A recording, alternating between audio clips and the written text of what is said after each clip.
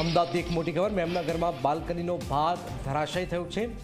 બાલ્કનીનો ભાગ ધરાશય થતાં જ એક વ્યક્તિને ઈજાની ખબર છે. હાલમાં સમગ્ર ઘટના સીસીટીવી કેમેરામાં કેદ પણ થઈ છે. મેમનગરના સેતુ એપાર્ટમેન્ટની આ ઘટના હોવાનું હાલમાં સામે આવ્યું છે. આપ જોઈ રહ્યા છો, બાલ્કનીનો આ ભાગ ધરાશય થાય છે, જેમાં એક વ્યક્તિને ઈજા પહોંચવાની ખબર હાલમાં સામે આવી રહી છે.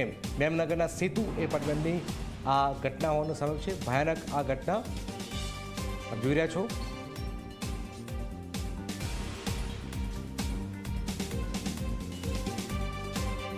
ફાટો અવાજ આવી, હવે તરત બહાર જોયું, આખું પડી ગયું નીચે.